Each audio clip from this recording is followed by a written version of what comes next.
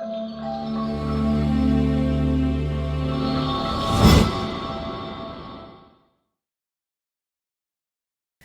miedo, yo creo que empecé a sentir más de grande. Yo no recuerdo, yo creo que cuando uno es pequeño no tiene mucho miedo de la vida que lleva todos los días. Tú vives, que nuestra vida era que el vecino que tenía un bus, una micro, nos pasaba las ruedas, todos juntos los del barrio íbamos a un cruce de la esquina de la casa, ponías la rueda, llevábamos cosas para hacer fuego, tirábamos miguelitos en las calles, que son esos clavos de Sí. grandes, cruzados, para reventar las ruedas de las micros o autos de los policías, para que nos diera tiempo de correr. Porque como había toque de queda, que significa que tú no puedes salir a la calle desde cierta hora porque te matan, Mm. claramente te matan, tienen el derecho de matarte, solamente por estar en la calle, y también si juntas más de 5 personas, ¿no? No te podías juntar. Entonces, así nos daba tiempo de correr. Prendíamos el fuego y estábamos con las ollas, cantando. Para mí era feliz. Yo cantaba, gritaba, y estaban los adultos y éramos todos, y de repente escuchábamos que reventaban neumáticos y teníamos que salir corriendo a tu casa, tirarte al suelo, y después pasaban las balas por sobre tu cabeza porque disparaban, y, y yo no sentía miedo. Me parecía yo que en esa etapa de mi vida era casi como un juego. Era divertido ir a salir, era divertido hacer un fuego, era divertido cantar con los vecinos. Yo creo que más miedo empecé a tener cuando empezó la represión a entrar directo a las casas también. No solo que dispararan, sino que yo no recordaba, yo empecé a recordar muchos años después. Hay una canción, la que yo no cantaba, ¿qué culpa tiene el tomate que está tranquilo en la mata? Si viene un hijo de puta y lo mete en una lata y lo manda para Caracas, esa canción, yo no la cantaba y todo el mundo la cantaba. Y me daba como pena, como miedo. Y después me acordé, ¿por qué no la cantaba? Porque justo cuando mi papá estaba cantando esta canción con dos amigos en la casa, llegó la policía y le empezó a pegar brutalmente. Tú veías sangre, patadas en el suelo, huesos rotos, y después se los llevaron. Entonces yo nunca más canté esa canción, pero no sabía por qué, hasta hace pocos años, ¿no? Mm.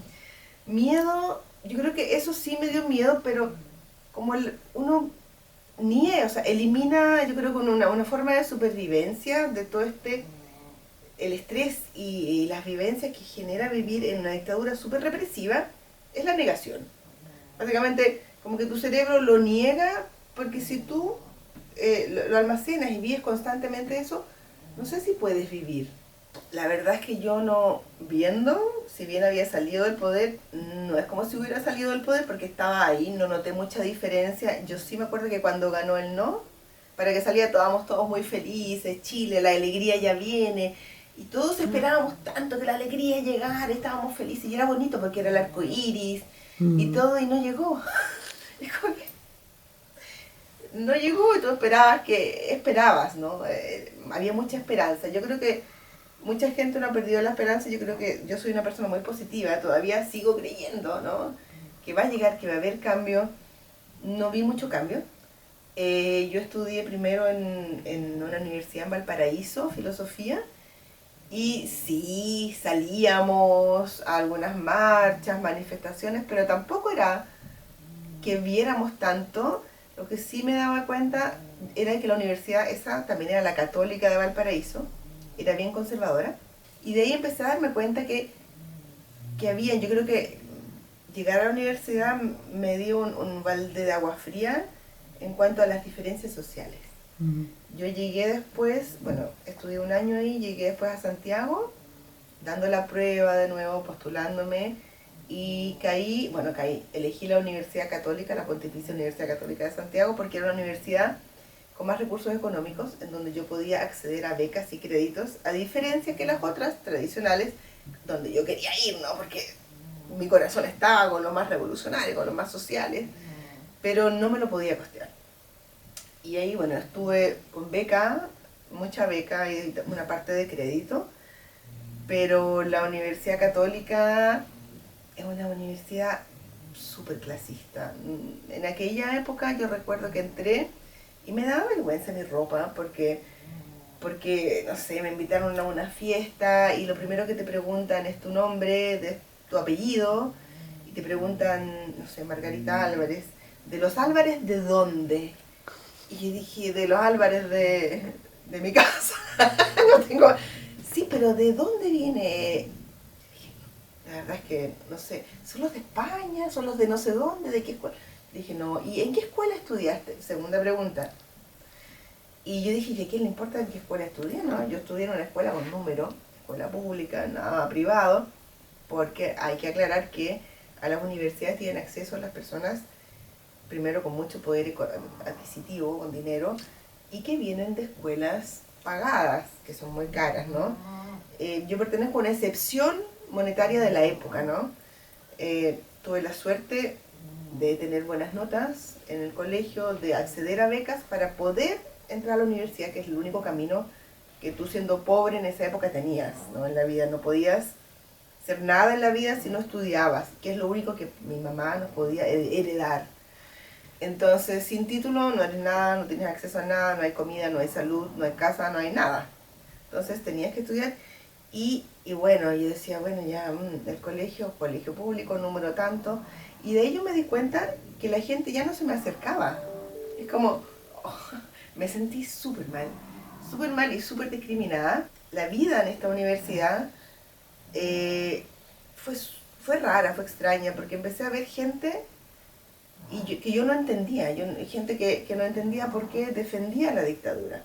Cuando para mí era lógico que tú, sabiendo que fue algo malo, que lo entendí todos los años que mi familia hablaba, porque mi familia nunca dejó de hablar, yo escuchando, en algún momento, después de un viaje a Alemania, me di cuenta de verdad de que lo que yo viví no era normal, y llegar a esta posición, a esta universidad donde la mayoría de los estudiantes pensaba que todo era bueno en la dictadura, cuando fue un shock, no sabía en qué mundo estaba viviendo.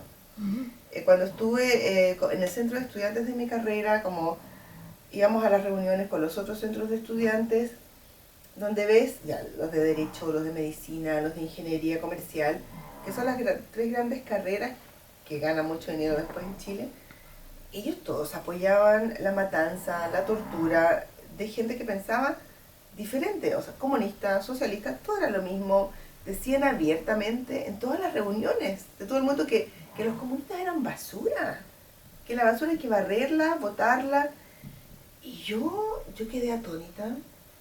Yo no sabía en qué mundo estaba viviendo, porque alguien diría que eso es bueno, matar a alguien, no torturar a alguien. Yo tenía compañeras que decían que era toda una gran mentira. Los campos de concentración, de exterminio, era una mentira, una invención de los comunistas, ¿no?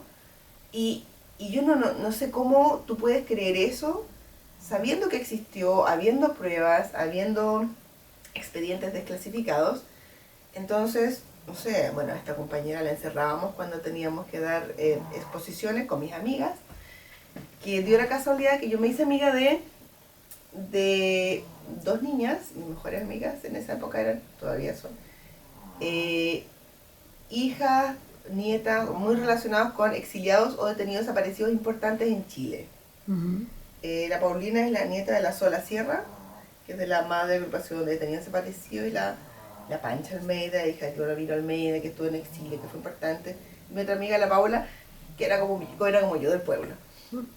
Entonces llegamos, nos encerrábamos a la clase y empezamos a hablar todas nuestras exposiciones, en todos los cursos tratábamos de que se tratara de exponer lo que pasó en la dictadura. Porque si todos tus compañeros dicen que es mentira, y poníamos pruebas, fotografías, hechos, y aún así no lo creían, ¿no? Decían que lo inventábamos todos, todo. Y de hecho cuando nos presentamos a las postulaciones del centro de estudiantes, la anticampaña, porque éramos nosotras cuatro, era que éramos comunistas y que comíamos guaguas, bebés. ¿Verdad? No, te digo, ¿verdad? Y la gente lo creía. Fue una campaña dura, porque el otro grupo era básicamente anti nosotros, anticomunistas, y la campaña era que nosotros éramos comunistas, y el miedo. Y eso, muchos años después, tú lo ves reflejado en la sociedad, ¿no? Esas fueron todas las campañas actuales. Ujú. El miedo.